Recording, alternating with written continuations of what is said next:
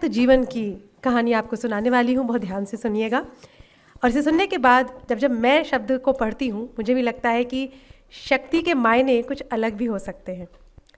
इनका जन्म 1972 में दिल्ली के चाणक्यपुरी में हुआ था। इनका परिवार बेहद गरीब था। पिता की आर्थिक हालत इतनी अच्छी नहीं थी कि पूरे परिवार का भरण पोषण हो सके। 13 साल की उम्र में इन्हें पता चला कि वह किन्नर हैं, जिसके बाद इन्होंने अपना घर छोड़ दिया। 2010 में इन्होंने हिंदू धर्म छोड़कर इस्लाम को अपनाया। इस्लाम अपनाकर वह शबनम बन गई। एक मुस्लिम के रूप में इन्होंने रमज़ान में रोज़े रखे और साल 2012 में हज यात्रा में भी गईं। 5 साल बाद 2015 में इन्होंने दोबारा हिंदू धर्म अपना लिया। साल 2015 में लक्ष्मी नारायण त्रिपाठी के साथ मिलकर किन्नर अखाड़े की स्थापना की। साल 2016 में अखिल भारतीय हिंदू महासभा के किन्नर अखाड़े में धर्म गुरु भी बनी।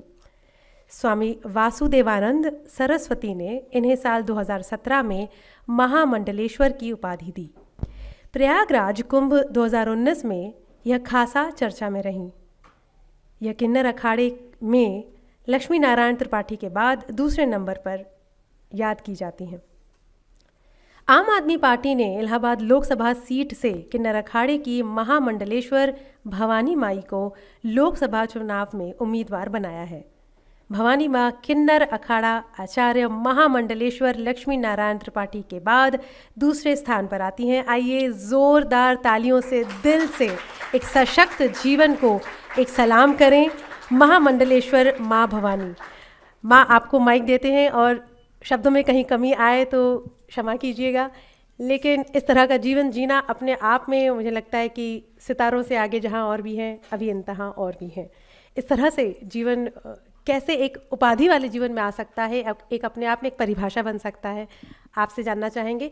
आपका एक सफ़र रहा है कि जीवन को धर्म में कैसे जीवंत किया जाए। So let's know little about Dharma books from Ma while she's on the stage. Let's welcome her one more time with bigger round of applause. Everybody, please join me.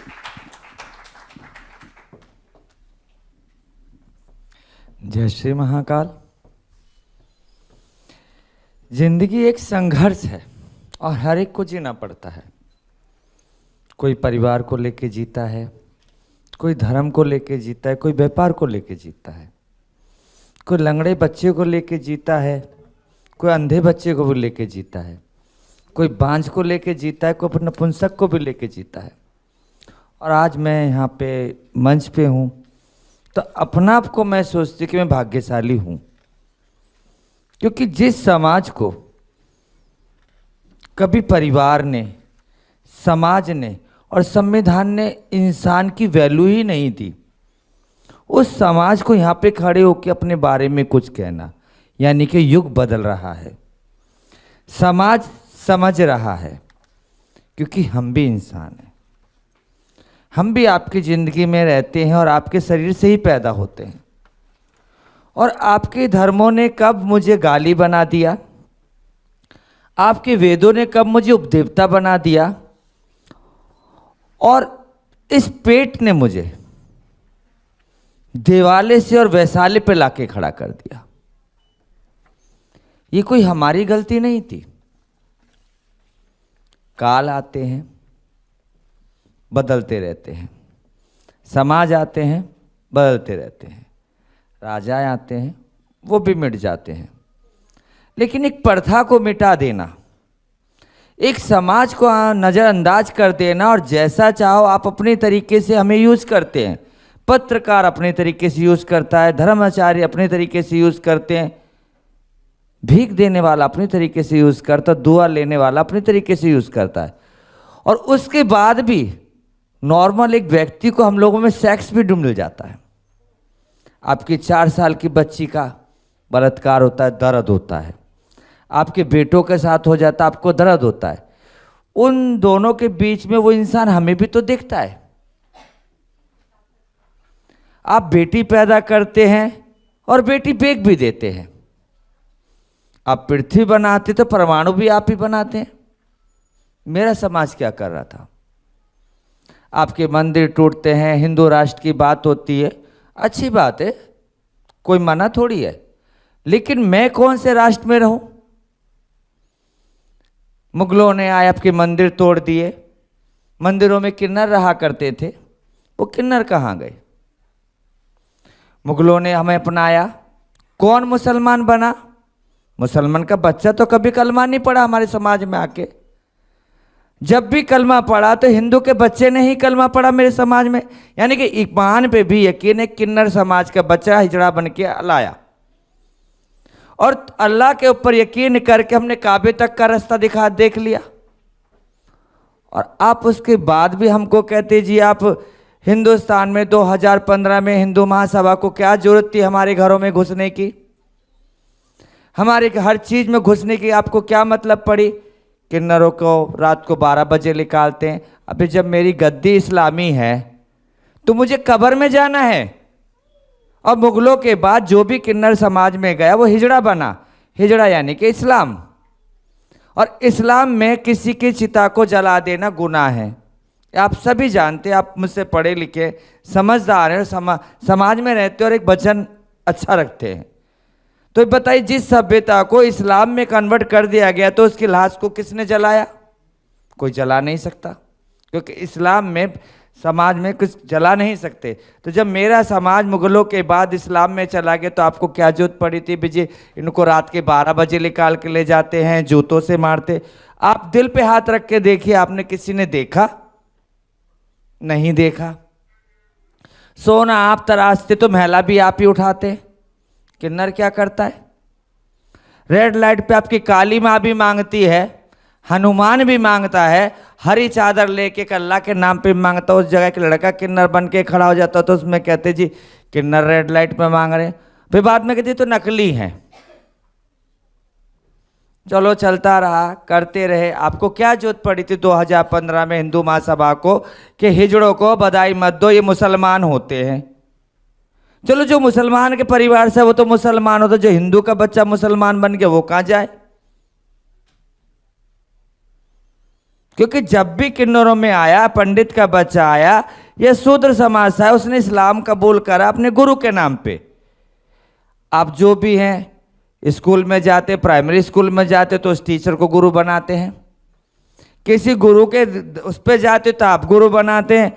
आप कहते हैं गुरु गोविंद दोनों खड़े काकर लागू पांव गुलहारी गुरु आपके जो गोविंद दियो बताए। गुरु को भगवान भी मानते हैं और उसी गुरु को हम अपना गुरु मान के इस्लाम कबूल कर ले। और इस्लाम ने हमें हज जाने की इजाज़त दी, हमने हज किया। नमाज पढ़ने का अधिकार दिया, नमाज पढ़ी। मस्जिद बनाने का अधिकार दिया तो मस्जिद भी बनाई। तो प्रॉब्लम कहाँ पे आई भाई? ये आप बोर्ड में डालते हैं मेल टू फीमेल, क्या बोले हम अपना आपको? कहाँ हैं हम? एक औरत और आदमी ने पैदा करा। आप फीमेल हैं तो औरत हैं, साधु बन जाओ, माँ बन जाओ, बेटी बन जाओ, बहू बन जाओ, दादी बन जाओ, सब कुछ बनने के बाद आप औरत हैं।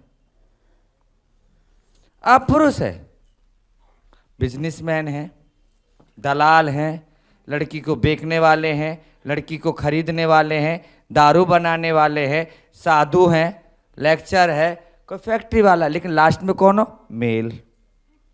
हम कौन? जिस देश में 2 जेंडर के अलावा तीसरे जेंडर का कोई पहचान ही नहीं थी, तो उस देश में हम कैसे रह रहे होंगे? रामायण में 17 जगह किन्नरों का उल्लेख, गीता में 2 जगह स्पष्ट में हूं, फिर भी मैं गाली। आज हमने 2007 में लक्ष्मी नारायण त्रिपाठी ने एक पेटिशन डाली, उसमें हमारे लोगों को ले गए। कौन गए? गे, लेस्बियन, होमोसेक्सुअल। हिजड़ा और किन्नर कहाँ थे वहाँ पे? कभी हिजड़ों से पूछा आपने कि आप कभी स्कूल गए हो? गे गया था भाई, टॉम बॉय गए थे वो। आज मैं गे को जो लेडीज ट्रांसमैन बनती है, मैं उसको हिजड़ा कह सकती हूँ? नहीं, उसे मैन की उपाधि चाहिए। तो अधिकार भी तो मैन से लो, क्योंकि ये भाई सनातन धर्म में सभ्यताओं का देश है, हिंदुस्तान है। इसमें हिजड़े को मान्यता है, किन्नर को मान्यता है। गे, लेस्बियन, होमोसेक्सुअल तो भाई ये तो विदेशी वो था, देवियों को नहलाने वाले, हम देवियों को नहलाने वाले मुगलों के घरों में जाकर उनकी रानियों की सेवा करी। योग्यता थी तो हम सेनापति भी बने। 2018 और 19 में हमने दिल्ली पर राज भी करा। कनक भवन में मैं, राम को लोरी दी मैंने, सीता को सुहागन का आशीर्वाद दिया मैंने। आपके वेद कहते, मैं नहीं कहती। तुलसीदास जी कहते वेद देव धनुज किन्नर नर श्रेणी, जब तक किन्नर किसी शुभ काम में नहीं होगा शुभ काम नहीं माना जाएगा। क्लैपिंग की बात चल रही थी, ताली को गाने वाला किन्नर, 16 श्रृंगार का मालिक किन्नर, सदा सुहागन का आशीर्वाद देने वाला किन्नर, लंबी आयु का आशीर्वाद देने वाला किन्नर, बुध का स्वामी भी किन्नर, क्योंकि बुध नपुंसक है। आप कन्या का भोजन करते हो, इसका भोजन करते हो। जब इस्लाम में जो प्रथा चली गई वो आपका बुध का दान क्यों लेंगे? हिजड़े ले सकते हैं। ये प्रथा में लिखा ही नहीं कि हम किन्नर हैं। हमने 2015 में 16 में अखाड़ा बनाया तो हिंदुस्तान जाना कि हमको किन्नर कहते हैं, जो रामायण राम के जमाने से पढ़ रहे हैं। सागर मंथन होता मोहिनी हम ही बनते हैं। जो पुरुष नारी बन के अपना काम करे उसे किन्नरों की उपाधि में ही गिना जाता था। लेकिन वो हमारे में 12.5 पंथ थे। 13 पंथ क्यों बनाया? सगी पंथ क्यों बनाया? अपनी सुविधाओं के लिए। लड़के को साड़ी आपने पहनाई, किन्नरों ने थोड़ी पहनाई। किन्नर बच्चा पैदा हुआ, हिजड़ों में चला गया, उन्होंने मांगने वाला बना दिया। इसमें हमारी गलती कहाँ है? आज राष्ट्र बात करते जी, हम हिंदू राष्ट्र, हम हिंदुओं की बात करते। आज मेरा इस्लाम में और हमारे हिजड़ों में इतना है कि जिसने इस्लाम कबूल कर लिया उसे कब्र दी जाएगी, और जो बच्चा सन्यास ले लिया उसे क्या दिया जाना चाहिए? आचार्य जी मैं आपसे पूछती हूं, जिसने सन्यास लिया हो।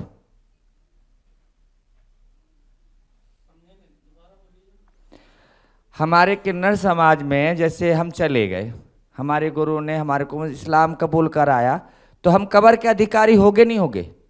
कब्र में चले गए। और वही बच्चा जाके सन्यास ले लेता है, उसको क्या मिलनी चाहिए? चिता के क्या मिलना चाहिए? उसे जलाना चाहिए, दफना देना चाहिए? आप बताइए।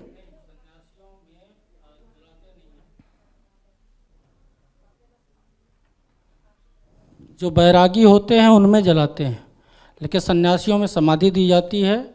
या फिर और जो हम कहते कि हम जूना अखाड़े से 13 माड़ी जगरावा परिवार से प्रॉपर सन्यास लेके बैठे, तो उनको क्या होना चाहिए? समाधि दी जाएगी, जल समाधि दी जाएगी। लेकिन यहाँ तो हमारी जिंदगी, महात्मा जी हमारी जिंदगी तो नाश हो गई। अभी जस्ट हमारे एक सन्यासी किन्नर मरा, कोई भी साधु संत नहीं पहुंचा। नहीं, साधुओं को तो पता कैसे चलेगा? जब बताया जाएगा तब आएंगे ना। तो जो साधु छुट्टियां काट के सन्यास दिलाते हैं तो उनकी रक्षा कौन करेगा? रक्षा तो समाज ही करता है।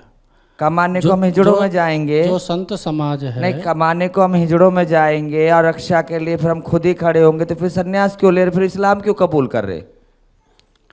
नहीं, विषय नहीं बताइए। मैं आपको फिर वही पूछ रही हूँ कि क्यों हमने 2016 के बाद सन्यास लिया? क्योंकि हम हिंदुओं के बच्चों की जिंदगी हो गई खराब।